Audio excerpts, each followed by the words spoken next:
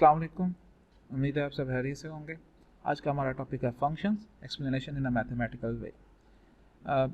जैसे कि हमने लास्ट लेक्चर में सीखा कि फंक्शंस को हम कैसे वेन डायग्राम की मदद से शो कर सकते हैं, उसके कॉन्सेप्ट को समझा, बेसिक उसके आइडिया को समझा और विद डिफरेंट एग्जांपल्स, और फिर हम एक रूल की तरफ आए, एक डेफिनेशन की तरफ आए कि फंक्शन तो एक किस्म की असाइनमेंट है, ये एक रूल है जो कि सेट ए के एलिमेंट्स को सेट बी का एक ही एलिमेंट असाइन करता है। और फिर उसके बाद हमने फंक्शन की टाइप्स को देखी और फिर हमने डिफाइन किया कि there are 4 types. The one is one to one function, second is onto function, and third is one to one and onto function, and fourth is neither one to one and nor onto function. और इन सब की हमने properties भी देखेंगे किस base पे हम इनको डिफाइन कर सकते हैं। और after that we have done some practice exercise. तो अगर आपने ये लास्ट लेक्चर नहीं देखा तो ऊपर आपके पास लिंक गिवन है, तो आप उधर से क्लिक करके ये लेक्चर डिटेल में समझ सकते हैं। तो अब चलते हैं आज के लेक्चर की तरफ कि which is a mathematical way of functions. ये क्या है? तो फंक्शन का आइडिया को हमने समझ लिया। आज हम उसको मैथमेटिकल टर्म्स में लिखेंगे, उसको इक्वेशन बनाकर लिखेंगे कि फंक्शन को हम कैसे एक फार्मूला की मदद से डिफाइन कर सकते हैं। और फिर उसके ऊपर हम डिफरेंट जो हमने प्रॉपर्टीज़ पढ़ी हैं, जो उसकी टाइप्स पढ़ी हैं, वो उसके ऊपर अप्लाई करके देखेंगे कैसे हम फार्मूले को देख के बता सकते हैं कि ये वन टू वन है, ऑन टू है, या बाइजेक्टिव है, या नाइदर वन टू वन और नाइदर ऑन टू है। तो इसके लिए सबसे पहले हम फार्मूलेशन की तरफ चलते हैं। तो एक एग्जांपल ले लेते हैं, प्रीवियस वन। तो ये हमने एक प्रीवियस एग्जांपल ले ली जिसके अंदर हमारे पास सेट आई है which is a first set, और उसके अंदर हमने डिफरेंट ऑब्जेक्ट्स के नाम लिखे हुए हैं, grass, sky, sun, black hole and stars. और एक हमने सेकंड सेट ले लिया जो कि यहाँ पर सी लिखा हुआ है, उसके अंदर हमने डिफरेंट कलर्स के नाम लिख लिए हैं, blue, green, yellow, white and black. और हमने एक रूल डिफाइन कर लिया, कलर्स ऑफ एन ऑब्जेक्ट। तो हमने क्या किया कि हमने ऑब्जेक्ट को उसके कलर के साथ मैच कर दिया। तो ग्रास इज ग्रीन, यहाँ से देखने से पता चल रहा है, sky is blue, sun is yellow, black hole is black and stars is white. अब इसी को अगर हम मैथमेटिकल फॉर्म में लिखेंगे तो we can say that colour of a grass is equal to green. तो ये हम थोड़ा सा मैथमेटिकल सिंबल ले आए कि हमने इक्वेट कर दिया। तो what is the colour of a grass, ये रूल जो है हमने इसको ग्रास के ऊपर अप्लाई किया और आंसर क्या आ गया, green. Similarly we can say that कि colour of sky is blue. तो यहाँ पर देखें जैसे हमने एरो के साथ शो किया हुआ कि स्काई जो है वो मैच कर रहा है ब्लू के साथ, यानी स्काई के ऊपर जब हम ये रूल असाइन करेंगे या अप्लाई करेंगे तो ये जो स्काई है ये किसके साथ मैच हो जाएगा, ब्लू के साथ। तो ये हमने मैथमेटिकली लिख लिया, colour of sky is equal to blue. And same goes for others के colour of sun is yellow, colour of black hole is black and colour of stars is white. Now this rule, this is a function. तो इसको हम बजाय कि हर दफ़ा colour of A object लिखें, तो अगर हम इसको किसी एक जर्नल टर्म के साथ डिफाइन करें, लेट्स से फंक्शन, तो हम इसी चीज़ों को दोबारा फंक्शन के टर्म्स में भी लिख सकते हैं कि when function is applied on a grass it gives the answer green, when function is applied on a sky it gives the answer blue, its value is blue. When the function is applied on a sun it is yellow, then the function is applied on a black hole it gives answer black, and function applied on a star gives white. तो यहाँ पर ये हमने जो F लिखा है ये generally एक टर्म यूज होती है फंक्शन को रिप्रेजेंट करने के लिए। अब क्वेश्चन ये पैदा होता है कि हमने कलर ऑफ ए ऑब्जेक्ट तो लिखा हुआ है तो हम क्यों बार बार फंक्शन लिख रहे हैं। इसकी वजह ये है कि ये जो रूल्स हैं ये तो डिफरेंट हो सकते हैं, तो हमें कोई ना कोई एक जनरल सिंबल या टर्म डिफाइन करनी है जो कि फंक्शन को रिप्रेजेंट करे। तो इसलिए हम अब उस तरफ जा रहे हैं। अब जैसे मैथमेटिकली अप्लाइड ऑन जो है इसको हम ब्रैकेट्स के जरिए शो करते हैं, जो स्मॉलर ब्रैकेट्स होती हैं। तो सारे मटेरियल को I can write function bracket grass, यानी function applied on grass is give answer green, function applied on sky give answer blue. तो अब हम ये आहिस्ता आहिस्ता मैथमेटिकल फॉर्मुलेशन की तरफ जा रहे हैं। The function applied on sun is gives the answer yellow, function applied on black hole gives the value black, same goes for function applied on stars gives the answer white. तो this is a simple thing कि हम कैसे एक word के साथ या verbal कह लें कि हमने एक रूल को डिस्क्राइब किया with the help of sentence, with the help of some words, और उसको हम मैथमेटिकली अब लेकर जा रहे हैं। तो मज़ीद हम इसको आगे लेकर चलते हैं कि हम एक टेबल बना लेते हैं कि let's say we have a domain. ये सारा जो सेट आई है it is called a domain, और जो इसके इमेजेस हैं या रेंज जो है उसके अंदर बजाय आंसर लिखने के we can say that this is function applied on a grass, चूंकि ये दोनों इक्वल हैं। तो domain is the values of first set, ये सेट आई यहाँ पर जैसे कि आई गिवन है, and the images are the function applied on the objects of a domain. तो दिस इज एफ, और फंक्शन है क्या, कलर ऑफ ए ऑब्जेक्ट्स। अब हम एक सेकंड एग्जांपल लेते हैं जिससे हम इस चीज़ को मज़ीद बेहतर तरीके से समझने की कोशिश करते हैं। तो ये हमारे पास नंबर्स की आ गया। द सेकंड एग्जांपल इसके हमारे पास दो सेट हैं एस और जे, जिसमें कुछ एलिमेंट्स लिखे हुए हैं, नंबर्स लिखे हुए हैं। तो हमने इसको उसी तरह वेन डायग्राम में लिख दिया, और यहाँ पर जो हमारे पास रूल है, it is a positive square root of an object. अब ये जो चीज़ है इसको हम मैथमेटिकली लिख सकते हैं। जैसे पॉजिटिव का मीनिंग हमें पता है कि इसको हम सिंबल पॉजिटिव से शो कर सकते हैं, जैसे स्क्वायर रूट का हमें पता है कि उसको हम इस सिंबल से रिप्रेजेंट करते हैं, और ऑब्जेक्ट को जनरली मैथमेटिक्स के अंदर या सेट्स के अंदर भी हम एक्स से रिप्रेजेंट करते हैं। तो अब ये सारी चीज़ों को हम कलेक्टिवली लिख सकते हैं कि हमें पता है सिंबल जो फंक्शन है उसको हम रिप्रेजेंट करते हैं एफ से, और अब ऑब्जेक्ट यहाँ पर एक्स है, तो we can write F of X function applied on a object is equal to, वो फार्मूला क्या है, positive square root of X. यानी कि एक्चुअली आपने क्या करना है कि जो भी आपके पास एलिमेंट आ रहा है, लेट्स से 25, तो आपने उसके ऊपर स्क्वायर रूट अप्लाई कर देना। तो इसको हमने जनरली क्या लिख लिया, F applied on an object, और इसका मैथमेटिकल जो टर्म्स हैं वो क्या बन रही है, एक्सप्रेशन क्या बन रहा है या इक्वेशन क्या बन रही है, तो वो हमारे पास यहाँ पर आ गया स्क्वायर रूट ऑफ एक्स। अब इसको हम जो टेबल है उसके थ्रू हम कैसे डिफाइन करेंगे, डोमेन है 25, 16, 9, 4, 1, और इमेजेस जो है हमारे पास आ रहे हैं, it is function applied on 25, function applied on 16, function applied on 9 and so on. और अब यहाँ पर हमने फंक्शन को डिफाइन भी कर लिया, तो एक्चुअल में वो है क्या, वो रूल क्या है, वो फार्मूला क्या है। तो अब हम क्या करेंगे, we can use the square root of 25, square root of 16, square root of 9, square root of 4 and square root of 1। Further आप फिर इनकी वैल्यूज भी फाइंड आउट कर सकते हैं। तो यहाँ पर हम अब डोमेन को क्या लिख सकते हैं, एक्स, क्योंकि एक्स के एलिमेंट्स ही हैं। तो यहाँ पर जस्ट मैंने क्या दिया, डोमेन को भी सिंबॉलिकली शो कर दिया कि it is X where X belongs to the domain, और जो इमेजेस हैं actually it is function F of X की वैल्यूज ही तो हैं। तो we can write the formula of a function F of X is equal to positive square root of X, और उसके बाद जो इनके आंसर्स आ रहे हैं हम वो लिख सकते हैं। तो now this is a complete mathematical shape कि x की वैल्यूज हैं 25, जब आप फार्मूले में पुट करेंगे तो 25 जो है जब स्क्वायर रूट उसके ऊपर अप्लाई होगा तो हमारे पास आंसर क्या आ जाएगा 5। तो यहाँ पर आप बजाय कि ये वाला एक्सप्रेशन लिखें, you can directly right the answers, क्योंकि स्क्वायर रूट ऑफ 25 5 ही तो होता है। तो ये अब हमारे पास एक कंप्लीट पिक्चर आ गई है मैथमेटिकल फॉर्मूलेशन की ऑफ ए फंक्शन। तो जब इस तरह आपके पास कोई फार्मूला आ जाए एफ ऑफ एक्स, तो आपने क्या करना है, आपने दो टेबल बना लेने हैं। First table will represent the domain, and the second table जिसकी आपने हेडिंग लगाई होगी फंक्शन की, वो हमें इमेजेस शो कर रहे हैं। अब क्वेश्चन नेक्स्ट जो पैदा होता है कि क्या हमेशा हमें सेट्स गिवन होंगे या हमें ये इस तरह वैन डायग्राम गिवन होगी। तो इसको भी आगे समझते हैं विद नेक्स्ट एग्जांपल कि लेट्स हमें अगेन दो सेट्स गिवन है और उसको हमने आपस में किसी रूल के साथ अटैच किया हुआ है, असाइन किए हुए हैं वैल्यूज। वो रूल क्या है कि cube of an object, again हमें बताया कि mathematically cube is represented by power 3। कोई ऑब्जेक्ट है उसकी पावर 3 ले लें तो हम कहते हैं कि जी भाई ये क्यूब है, और ऑब्जेक्ट को हम रिप्रेजेंट करते हैं एक्स से। तो again I will write the function F of X is equal to X cube, और अब इसका टेबल मैं डायरेक्टली बनाऊंगा which is like this, X which is a domain 1 2 3 4 5 जितने भी वैल्यूज हैं, and F of X is equal to X cube images, और आप डायरेक्टली x की वैल्यू को फार्मूले में पुट करें और आंसर लिख दें। 2 की वैल्यू को मैंने x में पुट किया, 2 की पावर 3 इज इक्वल टू 8, 3 की पावर 3 27, 4 को मैंने इधर पुट किया, 4 की वैल्यू पावर 3 इट इज 64, 5 की पावर 3 इट इज 125। हम नेक्स्ट मूव करते हैं कि जब हमारे पास दो ऐसे सेट्स हो जिनमें नंबर ऑफ एलिमेंट्स बराबर ना हो, तो फिर ये टेबल कैसे बनेगा, और हमारे पास कोई ग्राफिकल वैन डायग्राम भी ना हो और जस्ट हमारे पास फार्मूला हो। तो आपने जस्ट क्या करना है कि you have to make the table again. आपने x लिखना है, x की वैल्यूज लिखते हैं, f ऑफ x लिखें, और उसके अंदर जो भी आंसर्स आ रहे हैं वो लिखते हैं। जैसे 1 की वैल्यू इधर पुट करेंगे, द आंसर विल बी 4, 2 की वैल्यू पुट की, द आंसर विल बी 5, 3 की वैल्यू पुट की, 3 + 3 इज इक्वल टू 6, एंड 4 की वैल्यू पुट की, the answer is 7 and 5 is 8। अब यहाँ पर अगर हम देखें तो सिर्फ 4 5 6 7 एंड 8 ये वाली वैल्यूज यूज हुई हैं।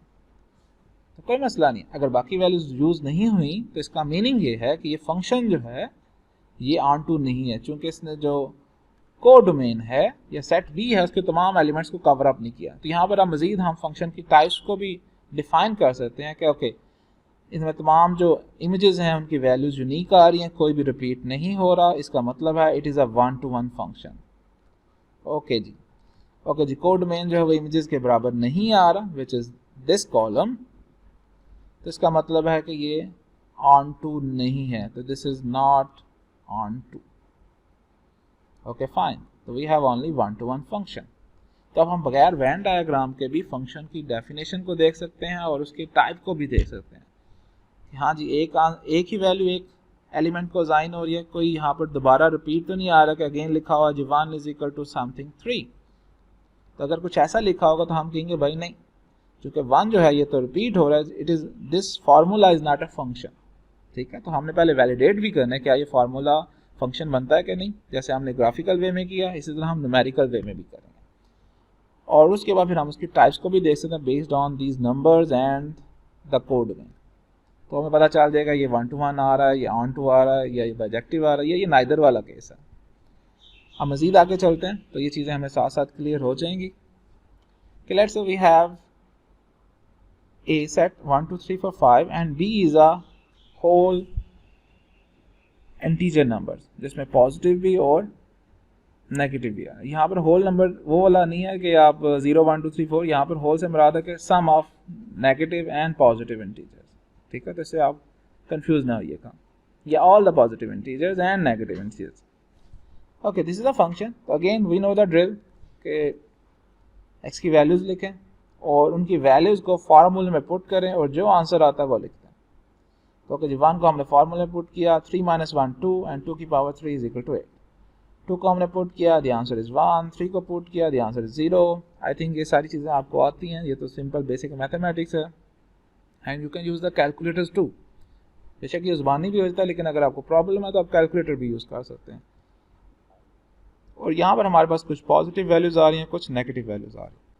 अब हम देखते हैं कि क्या जैसे ये 1 to 1 फंक्शन बनता है कि नहीं। ओके फाइन, हर वैल्यू के साथ जो हमारे पास इमेज है वो यूनिक आ रहा है, कोई भी वैल्यू रिपीट नहीं हो रही, तो this is a 1 to 1 function. What about onto, तो यहाँ पर तो पूरा इनफाइनाइट एलिमेंट्स है, ये तो फाइनाइट जस्ट 5 वैल्यूज है, this is not onto. The answer is this is a function and this is 1 to 1 function. अब नेक्स्ट चलते हैं कि क्या ज़रूरी है कि हर दफ़ा हमें डोमेन भी गिवन हो, यानी कि फाइनाइट डोमेन गिवन, क्या कोई इस तरह की फॉर्म में आ सकती है, या क्या हमेशा जो कोड डोमेन है वो इंटीजर्स की फॉर्म में ही होगी, या कोई डेसिमल नंबर्स भी आ सकते हैं जिसमें रियल नंबर, या हम कह सकते हैं कि रैशनल इरेशनल नंबर्स भी इन्वॉल्व हो जाएं। तो चूँकि हमने वो एग्जांपल्स भी किए हैं तो हम न्यूमेरिक ये जो मैथमेटिकल फॉर्म है इसके अंदर भी ज़रूर करेंगे कि let's we have some fractional numbers. ठीक है, 1.4 दीज आर रैशनल नंबर्स। इसे हम बटे की फॉर्म में भी लिख सकते हैं, तो हम उसे फ्रैक्शन भी कह सकते हैं, लेकिन जो मेन हमने जो टाइप पढ़ी है दीज आर रैशनल नंबर, तो हम उसी को लेकर चलेंगे। और वो हमने कोई 5 एलिमेंट्स ले लिए हैं जो हमारे पास codomain it is the set of real numbers. Okay fine, we have a formula. तो आपने क्या करना है, you have to make a table and then decide either ये 1 to 1 बनता है, ऑन टू बनता है, या सो ऑन क्या बनता है। सो डोमेन में चूंकि कोई एलिमेंट रिपीट नहीं हो रहा, दैट मीन हमारे पास जो है जो भी ये गिवन रूल है, formula, it is a function. Usually आमतौर पर ये सारे जो इक्वेशंस होती हैं, फार्मूलाज होते हैं, ये हमारे पास फंक्शन ही होता है, लेकिन यू हैव टू चेक कि चूँकि हमारी प्रैक्टिस कर रहे हैं तो इसलिए प्रैक्टिस ज़रा अच्छी होनी चाहिए।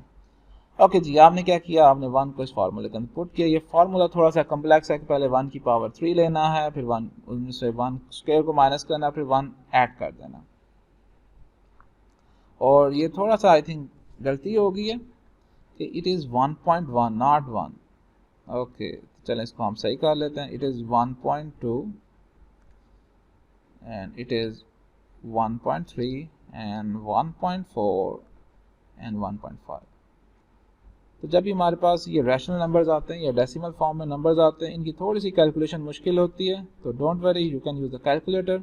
आपने 1.1 को इसके अंदर पुट किया x की जगह पर, और यहाँ पर भी द आंसर इज़ 1.121।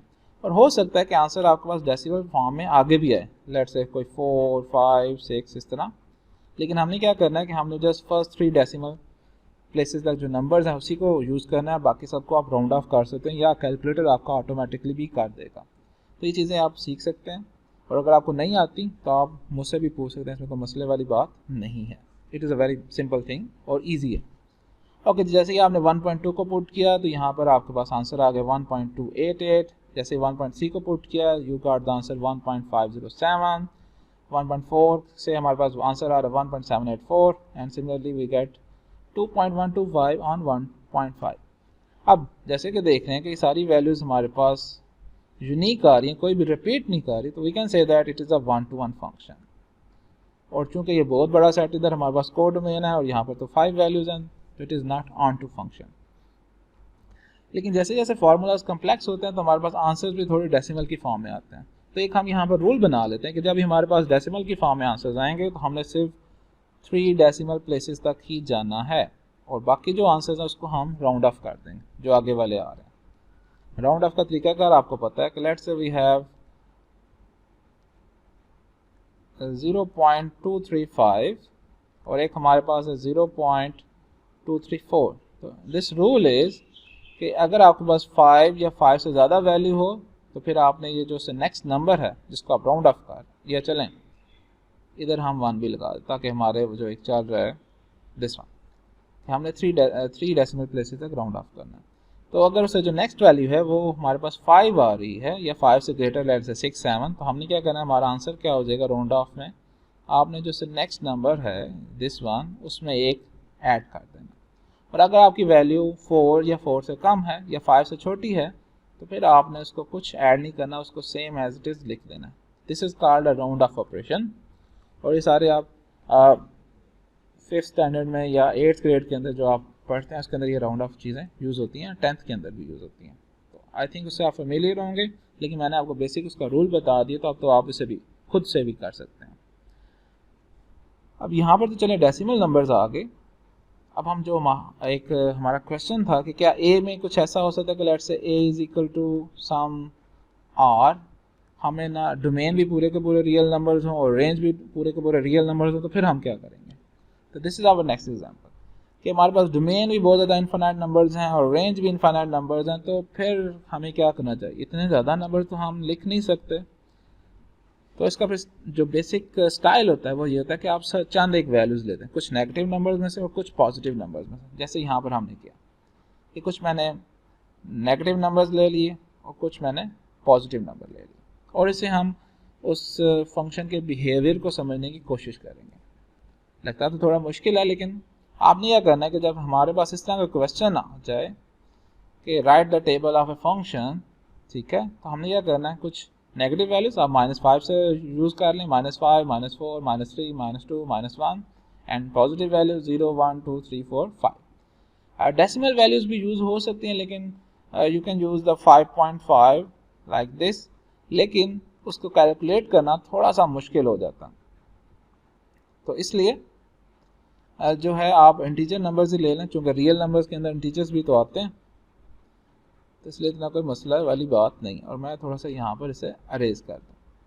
चल, तो जब हम इसको फार्मूले में पुट करेंगे, दिस इज योर फार्मूला, जहाँ जहाँ पर x आ रहा है वहाँ पर -5 लिखें, तो आपके पास आंसर आ जाएगा 34.5। इसको बल्कि मैं आपको लिख के दिखा देता हूँ कि आपने कैलकुलेटर में कैसे लिखना है। -5 होल पावर 2, तो जहाँ पर x है वहाँ पर -5 लिखते हैं, बाकी सारा फार्मूला वैसे का वैसे ही रहेगा। And again this is minus, तो आप -5 लिख दें एंड +17, और इसको आप कैलकुलेट कर लें। आपको 1 बाय 1 ऑपरेशन करने की ज़रूरत नहीं कि पहले -5 और 17 को ऐड करें और फिर जो आंसर आएगा उसको इसको पहले सेपरेटली डील करें और फिर इसको करें, दोनों को आंसर्स को आपस में मैच करें। आप इसको डायरेक्टली कैलकुलेटर पे कर लें और उसका इस्तेमाल आपको आना चाहिए, क्योंकि हमें सिर्फ रिजल्ट से मतलब है, हमें उसके प्रोसेस से मतलब नहीं है कि आप उसको 10 स्टेप में कर रहे हैं, 15 में कर रहे हैं, 20 में कर रहे हैं या 40 में कर रहे हैं। ये सारे काम आप जो 5th और 8th ग्रेड है उसके अंदर कर कर आए हुए हैं। अब हमने इससे नेक्स्ट मूव करना है कि ये जो वैल्यूज़ हैं ये हमें क्या बता रही हैं, ये जो आंसर है इसका हमने आगे क्या करना है।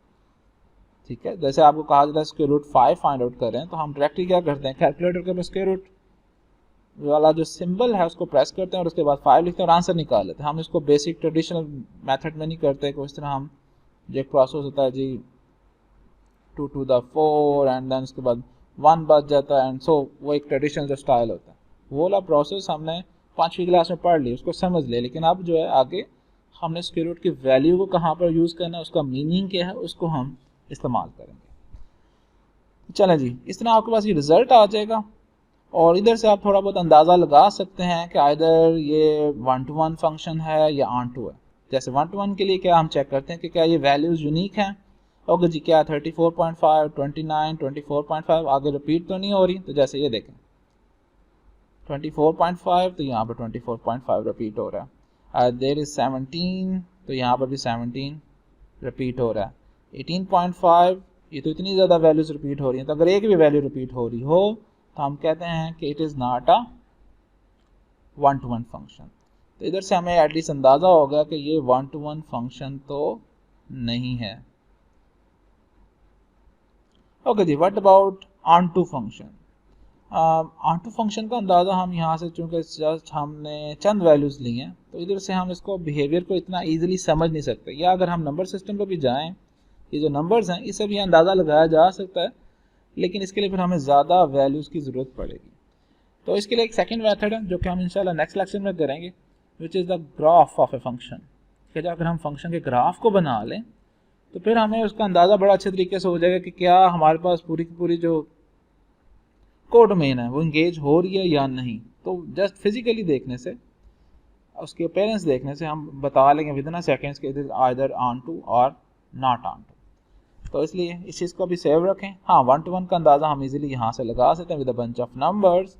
तो इसलिए आप जो है 1 to 1 का एटलीस्ट बता दें और ऑन टू के लिए आप एक ग्राफ बना लें। ग्राफ को कैसे बनाना है, कौन से टूल्स यूज़ करने हैं, वो भी आपको साथ साथ बताए जाएंगे। तो अभी हम चलते हैं नेक्स्ट एग्जांपल की तरफ कि यहाँ से हमें एक चीज़ और जो पता चली कि जब हमारे पास जो नंबर्स सेट्स हैं A and B, the set 1 and second set, वो हमारे पास इनफाइनाइट नंबर्स आ जाएं, तो फिर ना तो हम उनकी वैन डायग्राम बना सकते हैं और ना ही हम इसको टेबुलर फॉर्म में इतना अच्छी तरीके से लिख सकते हैं। अंदाज़ा लगाया जा सकता है लेकिन एक्यूरेटली या बिल्कुल हम कह रहे हैं 100% वो हम उसकी नेचर के बारे में नहीं बता सकते। तो फिर हमारे पास जो थर्ड वे है फंक्शन को रिप्रेजेंट करने का, ग्राफ्स के थ्रू हम वो यूज़ करेंगे। तो देयर आर 3 मेथड्स कि आप फंक्शन को या तो फार्मूले से रिप्रेजेंट कर दें और उसके आगे हम टेबुलर फॉर्म बना लें। द सेकंड ये है कि आप उसे वैन डायग्राम के ज़रिए शो करें, जो कि हमने अर्ली स्टेजेस में समझने के लिए उसको यूज़ किया। एंड द थर्ड इज़ कि आप फंक्शन को ग्राफ के ज़रिए रिप्रेजेंट करें, जो कि मोस्टली आगे प्रैक्टिकल फील्ड के अंदर यूज़ होता है। चूँकि नंबर्स को पढ़ना मुश्किल होता है, ग्राफ के ट्रेंड्स को देखना, फिगर को देखना वो ज़्यादा आसान होता है। जैसे अगर आप न्यूज़पेपर पढ़ें तो उसके अंदर हमें कोई फिगर गिवन हो तो हमें उसकी सारी पिक्चर से ही समझ आ जाती है कि भाई सीन क्या है। कि अगर कोई एक बिल्डिंग खड़ी है उसके और उसको आग लगी है और पास फायर ब्रिगेड है, तो हमें समझ आ जाएगा भाई फायर ब्रिगेड जो है वो आग बुझाने की कोशिश कर रही है और बिल्डिंग जो है उसको बहुत ज़्यादा नुकसान हो गया उसकी शक्ल देख के। लेकिन इसी चीज़ को अगर हमने एक कॉलम के अंदर लिखना है तो हम उसको सारा तकरीबन कोई आधा सफ़े का पैराग्राफ बना देंगे हर चीज़ को एक्सप्लेन करने के। जो बिल्डिंग बहुत बुरी हालत में है, उसका रंग काला हो गया हुआ है, इतनी स्टोरीज जो हैं वो जल कर राख हो गई हैं और एम्बुलेंस वगैरह भी इतनी आई हैं, इतने फायर ब्रिगेड आए हैं और वो पानी फेंक रहे हैं, सो ऑन। तो इसी तरह जो है हम अब एक ग्राफ बनाते हैं। लेकिन ग्राफ बनाने के लिए पहले हम एक सिंपल एग्जांपल ले लेते हैं कि let's say we have a set 1.5, 2.5, 3.5, 4.5 और वी हैव अ फंक्शन। और यहाँ पर देखें ये थोड़ा सा आपको पावर पॉइंट का मसला आ रहा है तो उसने ब्रैकेट्स नहीं लगाई थी, तो ब्रैकेट्स का ध्यान रखना। F of X is equal 3.2 minus x. तो अब इसको लेकर चलते हैं कि टेबुलर वैल्यूज़ हमने बना ली, तो ये हमारे पास आंसर्स आ गए। अगर हमने इसको ग्राफ में रिप्रेजेंट करना तो फिर हम कैसे करेंगे। तो ग्राफ में आप इस तरह रिप्रेजेंट करेंगे। तो यहाँ पर जो है 1.5 है तो उसको हमने सर्कल से रिप्रेजेंट कर दिया कि दीज आर द वैल्यूज़ जो कि ग्राफ के अंदर आ रही हैं। अब ग्राफ का तरीक़ाकार क्या है, होप सो आप फेमिलियर होंगे, अगर नहीं है तो मैं आपको छोटा सा एक क्विक रिव्यू दे देता हूँ कि लेट दिस लाइन जो कि 1.5, 2, 2.5, 3, 3.5, 4 ये आपको इधर से नज़र आ रहा है। तो these are the domain values. तो ये हम इसे कहते हैं कि it is a X axis और ये जो हमारे पास वर्टिकल लाइन में वैल्यूज आ रही हैं विच इज़ -2.5, -2, 1.5, 1, -1, ये सारी हमारे पास y की वैल्यूज या f ऑफ x की वैल्यूज आ रही है। और यहाँ से आप ये नहीं कंफ्यूज होना कि यहाँ पर तो -2.25 और यहाँ पर ये -2.5 आया, तो यहाँ पर जो सर्कल लगा हुआ हमने इसको देखना है, ये पॉइंट असल में -2.25 का। तो ये आपको एक किस्म का स्केलिंग दी गई है, x एक्सिस पे भी y एक्सिस पे भी, और उसके बाद जो हमारे रिजल्ट आ रहे हैं उसको हमने पेयरिंग के फॉर्म में तो लिखा हुआ है। हम फेमिलियर हैं कि पेयरिंग जो है वो कुछ इस तरह होती है 1.5, 1.75। तो पहला पॉइंट हमेशा x एक्सिस का आता है और सेकंड पॉइंट जो है हमारे पास f ऑफ x का आता है। मैथमेटिक्स में हमें y एक्सिस भी कहते हैं। The vertical line is y axis and the horizontal line is x axis. तो दोनों टर्म्स यूज हो सकती हैं। हम जो कि f ऑफ x को लेकर चल रहे हैं तो इसलिए हम कहेंगे कि सेकंड एक्सिस जो है वो f ऑफ x का है। मैंने चूंकि सॉफ्टवेयर यूज़ किया हुआ तो इसलिए यहाँ पर जो है उसकी जो पेयरिंग है वो इस ब्लॉक शेप में यूज़ नज़र आ रही है। आप जो है इसको इस तरह भी लिख सकते हैं। अब ये जो सारे पॉइंट्स हैं इसको मैंने टिक कर दिया, देखिए यहाँ पर डॉट्स आ गए। These are the actual points which are representing the pair in a graph.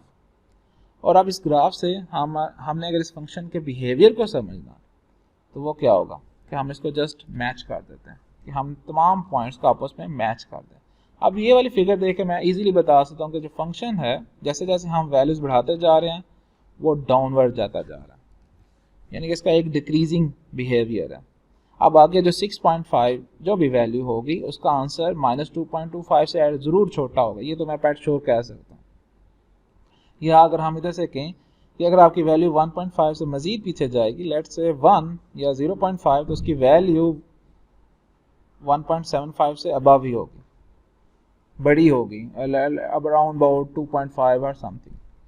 तो ये थोड़ा सा फंक्शन का मैंने आपको बता दिया कि इससे हमें किस तरह ईजिली अंडरस्टैंडिंग आ जाती है कि यार ये फंक्शन है क्या। और अगर आप एक और चीज़ देखें, ये तमाम पॉइंट्स हैं ये आपस में स्ट्रेट लाइन के जरिए मैच कर रहे हैं, तो हम कह सकते हैं कि जो फंक्शन है ये एक स्ट्रेट लाइन बनाता है, इसका बिहेवियर जो एक स्ट्रेट लाइन वाला है। और इसकी मदद से हम मज़ीद आगे दूसरे पॉइंट्स की वैल्यूज़ भी फाइंड आउट कर सकते हैं। फॉर एग्जाम्पल जब हमारे पास ये सारे का सारा एक स्ट्रक्चर आ गया, ग्राफ पेपर आ गया, तो अब हाँ यहाँ पर 3 के ऊपर कह सकता हूँ कि ये वाली लाइन को मैंने फॉलो करना है और ये जो है ब्लू लाइन को इधर कट कर रही है। तो this is a point of या फंक्शन वैल्यू एट 3, और इसको ये वैल्यू है कौन सी, इसको मैं इस लाइन से फाइंड आउट कर सकता हूँ। और ये आप इसकी स्केलिंग कर सकते हैं कि जैसे 0 है 0.5 और इसके अंदर हमारे पास 5 लाइंस लगी हुई हैं, 0.1, 0.2 एंड दिस इज 0.3। तो 3 के ऊपर हमारा आंसर जो आएगा that will be around about 0.3।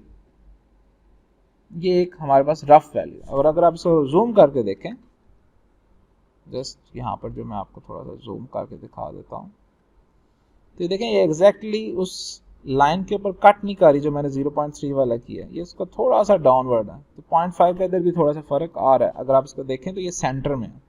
तो यहाँ पर हम कह सकते हैं कि this actual answer is approximately 0.25। और अगर आप इस फार्मूले के अंदर भी पुट करें 3 की वैल्यू तो हमारे पास 0.25 आता है। तो इन ग्राफ की मदद से हम एटलीस्ट आइडिया या बिल्कुल लेस एरर के साथ फंक्शन के बाकी डोमेन की वैल्यूज भी फाइंड आउट कर सकते हैं। अब क्वेश्चन ये पैदा होता है कि जब हमें फंक्शन गिवन है, फार्मूला गिवन है, तो हमें क्या जरूरत पड़ी है ग्राफ से वैल्यूज निकालने। Now this is a very valid question कि हम इजीली x की जगह पर 3 पुट करें, हमारे पास आंसर 0.25 आ जाएगा। हम x की जगह पर 1 पुट करें या 0.5 पुट करें, हमारे पास आंसर आ जाएगा। लेकिन रियल वर्ल्ड के अंदर अक्सर जो है आपके पास फंक्शन का फार्मूला गिवन नहीं होता, आपके पास सिर्फ टेबल की फॉर्म में ही डाटा गिवन होता है। जैसे फॉर एग्जांपल आप कुछ लैब के अंदर अपना काम एक्सपेरिमेंट करते हैं और रीडिंग्स लेते हैं, तो आप कहते हैं कि जो कि टाइम 1 मिनट गुजर गया तो हमारे पास ये रीडिंग आई, 2 मिनट गुजर गए तो हमारे पास ये रीडिंग आई, 10 मिनट गुजर गए तो ये रीडिंग आई। अब उसके अंदर आपका फार्मूला नहीं, you have just values of x and f of x। तो इस बेस के ऊपर फिर हम ग्राफ की मदद से हम फर्दर रीडिंग्स भी कर सकते हैं। इसको हम समझते हैं एक नेक्स्ट एग्जांपल के थ्रू। जो कि आपकी केमिस्ट्री से रिलेटेड है। So this is an example, solubility of a table salt as a function of water। अब इसके अंदर क्या है कि in the following table 6 measurements of the solubility are given at a different temperature. तो हमने क्या करना है कि हम नमक को पानी के अंदर सॉल्व कर रहे हैं और हमने चेक किया कि डिफरेंट टेम्परेचर के ऊपर उसकी जो solubility है कि कितने ग्राम जो नमक है वो हमारा डिज़ोल्व हो रहा है, सॉल्व हो रहा है इन 100 ग्राम्स ऑफ वाटर। तो यहाँ पर उसने हमने solubility का बता भी दिया कि है the solubility is the maximum amount of salt that can be dissolved in 100 grams of water, and any extra salt beyond that falls to the bottom of the container as precipitate, या हम कहते हैं solid form में नीचे जो इसका पेंदा है उस पर बैठ जाता है। अब ये आपने एक्सपेरिमेंट किया कि जब 0 डिग्री सेंटीग्रेड था तो कितना NaCl डिजॉल्व होता है 35.2। तो यहाँ पर उसने उसका यूनिट भी लिखा हुआ है ग्राम पर 100 ग्राम ऑफ H2O, यानी कि 1 ग्राम NaCl 100 ग्राम H2O के लिहाज से कितना उसकी वैल्यू बनती है, इट इज़ 35.2। होप सो आपने ये केमिकल एक्सपेरिमेंट्स किए होंगे, नहीं तो आप कर भी सकते हैं इंशाल्लाह। और अगर फिज़िकल जब क्लासेस होंगी और लैब हमारे पास अवेलेबल हुई तो इसको हम ज़रूर अप्लाई करेंगे और फिर देखेंगे कि हमारा मैथमेटिकली से हमें क्या फ़ायदा होता है कि नेक्स्ट रिज़ल्ट के बारे में हम क्या इधर से मज़ीद इंफॉर्मेशन निकाल सकते हैं। ओके, जब 20 टेम्परेचर था आपके पास 36.1 वैल्यू आई, जब 40 था तो 37 आई, 60, 80 एंड 100। अब यहाँ पर जो मज़ीद एक चीज़ है कि हमने 30 के ऊपर रीडिंग नहीं ली, 50 के ऊपर नहीं ली, 70 के ऊपर नहीं ली एंड 90 के ऊपर रीडिंग नहीं ली। अब दीज आर द वैल्यूज़। अब इनको बजाय कि मैं इधर से कनेक्शन बनाऊँ, मैं जस्ट इसको ग्राफ बनाता हूँ और उधर से देखता हूँ कि फंक्शन का बिहेवियर क्या आ रहा है। तो सबसे पहले क्या हुआ कि मैंने एक्स एक्सिस पे टेम्परेचर ले लिया और वाई एक्सिस पे जो अमाउंट ऑफ साल्ट है उसको लिख लिया। दीज आर द पेयर्स, और इन पेयर्स को जब हम मैच करते हैं तो हमारे पास कुछ इस तरह की फॉर्म आ जाती है। और अगर हम इनको गौर से देखें तो ये अप्रॉक्सीमेटली स्ट्रेट लाइन ही बनती है, थोड़ा सा कर्व आ रहा है, बैंड आ रहा है, लेकिन इतना ज़्यादा नुमाया नहीं है। अब मज़ीद ये इसमें क्वेश्चन ये आता है कि अगर यहाँ से हम 90 टेम्परेचर के ऊपर वैल्यूज़ फाइंड आउट कर सकते हैं, 70 के ऊपर भी कर सकते हैं, 50 के ऊपर भी कर सकते हैं, या 30 के ऊपर भी कर सकते हैं, या इसको अगर आप इस तरह लें अंदाज़ा कि लेट्स से ये आपको टीचर ने एक डाटा दे दिया और वो कहता है कि भाई आप एक्सपेरिमेंट करो और आपने इसके ऊपर वैल्यूज़ फाइंड आउट करनी है 10 के ऊपर, 30 के ऊपर, 50 के ऊपर एंड 70 के ऊपर, यानी कि जो उसने डाटा दिया उससे आप 10-10 स्टेप आगे हो जाएं और आप जो वैल्यूज़ या एक्सपेरिमेंट करके निकालते हैं और उसके आंसर्स कुछ इस तरह आ रहे हैं। लेट्स से वो ग्राफ के ऊपर कुछ इधर पॉइंट बनता है, सेकंड आपने 50 का एक्सपेरिमेंट किया वो कुछ इधर बन रहा है, 70 पे एक्सपेरिमेंट किया वो थोड़ा सा ऊपर चला गया है, और 90 के ऊपर बिल्कुल पास आ रहा है, एंड 10 के ऊपर भी वो पास आ रहा है। तो हम कह सकते हैं कि हमारी जो वैल्यूज़ हैं, जो इस लाइन जो डाटा आपके टीचर ने दिया है उसके जो पास आ रहा है वो ठीक है। जैसे 90 की वैल्यू ठीक आ रही है अप्रॉक्सीमेटली, जो 50 की वैल्यू है वो भी ठीक आ रही है, 30 वाली भी ठीक आ रही है, लेकिन जो 70 वाली है उसका जो डिस्टेंस है आपके ओरिजिनल कर्व से, जो टीचर का कर्व है, वो बहुत ज़्यादा दूर जा रहा है। इसका मतलब है 70 वाली रीडिंग लेने में आपको कोई गलती आ गई। तो इससे आप अपनी जो रीडिंग्स है उसकी वैलिडेशन भी कर सकते हैं ग्राफ की मदद से कि आइदर आपका आंसर ठीक आ रहा है या नहीं। और अगर आपके आंसर्स बिल्कुल लाइन के ऊपर मैच कर रहे हैं तो ये तो 100% फिर एक्यूरेट हो जाए। ये चले 99.9%, जिस अक्सर इश्तिहारों में आता है कि 99.9% जरासीमों का खात्मा, तो वो यही चीज़ बन जाएगी। तो with the help of graph we can validate our experiment. इसके अलावा मज़ीद अगर डिग करना चाह रहे हैं तो आप इधर से 75 के ऊपर भी चेक कर सकते हैं, 85 के ऊपर भी चेक कर सकते हैं। हाँ, हम 100 से आगे नहीं जा सकते क्योंकि वाटर जो है वो 100 के बाद वो तो बॉयल होना शुरू हो जाता है, उबलना शुरू हो जाता है, तो इसलिए उसका जो टेम्परेचर 100 से आगे एक्सीड नहीं कर सकता। इसी तरह सिंपली 0 से पीछे नहीं जा सकता, वो तो सॉलिडिफाई हो जाएगा, आइस बन जाएगी। तो these are the things of a function और उसके ग्राफ के बारे में। Okay, the next thing is the data shown in the table come from an experiment on the electronization of hydroxyvaleric acid at 25 degree centigrade. तो इसने कहा कि आपके पास कोई नीचे गिवन डाटा है जो कि एक एसिड है हाइड्रोक्सीवैलेरिक एसिड, उसको आप इलेक्ट्रोनाइजेशन कर रहे हैं at 25 degree centigrade. Okay, what is this CT? तो लिखा दे give the concentration CT of this acid in moles per litre. आपको यूनिट दे दिया कि it is moles per litre and after T minutes. तो CT द कंसंट्रेशन। तो this is simple, ये जो डाटा हमें दिया जा रहा है वो क्या है कि आपको एक एसिड है हाइड्रो ऑक्सी वेल्विक एसिड, उसकी इलेक्ट्रोनाइजेशन कर रहे हैं हम 25 डिग्री सेंटीग्रेड पे। टाइम के साथ साथ, वक्त गुजरने के साथ साथ आपका जो एसिड है उसकी कंसंट्रेशन में थोड़ी सी चेंजेस आएंगी, वो हमने नोट की।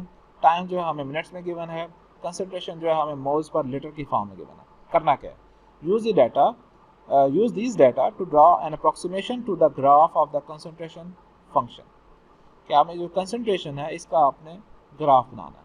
Okay fine, then use the graph to estimate the concentration after 5 minutes. और उस ग्राफ की मदद से हमने 5 मिनट के बाद जो कंसंट्रेशन थी वो फाइंड आउट करनी है। अब ग्राफ में यहाँ पर जो डाटा है उसमें तो 5 नहीं गिवन, लेकिन ये हमने ग्राफ की मदद से निकाल लिया। और इस टेबल को देख के हम इसका फंक्शन भी नहीं बना सकते, क्योंकि ये तो हमारा एक्सपेरिमेंट था, कोई फार्मूला तो गिवन नहीं था। अब हम देखते हैं इसका हम ग्राफ कैसे बनाएंगे। तो मैंने ये डाटा लिया और एक्स एक्सिस पे हमने टाइम ले लिया, वाई एक्सिस पे हमने CFT ले लिया, और जो डाटा हमें गिवन था उसके मुताबिक हमने वो वाले पॉइंट्स हाईलाइट कर दिए और उसके मैंने पेयर भी बना दिया। नेक्स्ट क्या करना है कि हमने इस ग्राफ को आपस में मैच कर देना। इन तमाम पॉइंट्स को हमने आपस में मैच किया तो ये हमारे पास कुछ थोड़ा सा एक कर्वी टाइप बिहेवियर वाला ग्राफ बन गया। ये बिल्कुल स्ट्रेट लाइन नहीं है, ये थोड़ा सा बेंड हुआ हुआ है टुवर्ड्स 0, हल्का सा, स्लाइटली सा।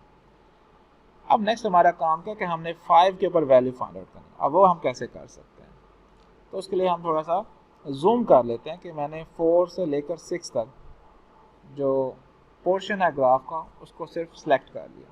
तो अगर हम इधर देखें तो आई कैन से दैट कि हम जो है इतना सेक्शन ले लेते हैं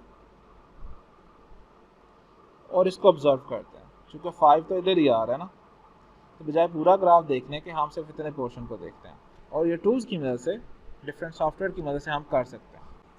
तो दिस इज़ द ग्राफ। अब मैंने यहाँ पर 5 की वैल्यू फाइंड आउट करनी है, तो ये हमारे पास 5 के ऊपर सर्कल बनता है। और इसको हम कैसे फाइंड आउट करेंगे कि हम इधर जो वाई एक्सिस है या CT एक्सिस वाला जो वैल्यूज़ हैं इधर देखते हैं ये कौन सी लाइन के ऊपर मैच कर रहा है। ये तो कर रहा है इस वाली लाइन पर, जो कि यहाँ पर हमारे पास 1 and 2 बनती है, और दिस इज़ 3rd। तो हमने ये इस पोर्शन को कितने हिस्सों में डिवाइड किया हुआ है, 4 बॉक्सेस में। तो ये पहला डब्बा ये हो गया, this is 2nd and this is 3rd and this is 4th। और 0.36 और 0.34 ये इसका हाफ बन रहा है, क्योंकि ये 2nd प्लेस पे है। तो इधर से मैं इजीली गेस कर सकता हूँ कि इसकी वैल्यू जो होगी, अगर हम इसका हाफ देखें तो इट इज़ 0.035, इतना ही पोर्शन बनता है। इधर से मैं 5 की वैल्यू अप्रॉक्सीमेट अंदाज़ा लगा सकता हूँ कि इसकी वैल्यू जो होगी दैट इज़ 5। ये जो पेयर बन रहा है जिसे हम आम ट्रेडिशनल स्टाइल में लिखते हैं 5x की वैल्यू, और जो हमारे पास कंसंट्रेशन की वैल्यू आ रही है या फंक्शन की वैल्यू आ रही है 0.035। तो इस तरह हम जो है ग्राफ की मदद से डिफरेंट एक्सपेरिमेंटल वैल्यूज़ के अंदर मज़ीद बाकी वैल्यूज़ भी फाइंड आउट कर सकते हैं, और जो कि हमारे रिजल्ट के पास ही होती है। तो होप सो आपको इस फंक्शन के ग्राफ्स के बारे में थोड़ा बहुत समझ आ गई होगी। अभी इस बारे में आपने परेशान नहीं होना कि वो ये 0.035 कैसे आई। ये सारी स्केलिंग आपके पास गिवन होगी। ये आपको डिफरेंट टूल्स भी सिखाए जाएंगे जिसकी वजह से आप ये ड्रॉ कर सकते हैं। मेन चीज़ है कि जो फिगर आ रही है इसको समझना क्या है, ये मीनिंग क्या है इसका, ना कि इसको बनाना कैसे है। वो हम डिफरेंट सॉफ्टवेयर से बना सकते हैं, आपको मैनुअली बनाने की ज़रूरत नहीं है। नेक्स्ट लेक्चर इसी के ऊपर होगा। तो मेन चीज़ जो आपने जो अप्रोच लेकर चलनी है कि इन ग्राफ की मदद से केमिस्ट्री में आपको कैसे हेल्प मिल सकती है और नेक्स्ट आपकी फील्ड में इसका क्या फ़ायदा होगा, इस लिहाज से हमने इन चीज़ों को सीखना है। और इसके बारे में आप थोड़ा सा सर्च भी करें ताकि नेक्स्ट जब हम ग्राफ का थोड़ा बहुत पढ़ें तो जो भी आपके माइंड में क्वेश्चन है उसको हम क्लियर कर सकें। Thank you very much.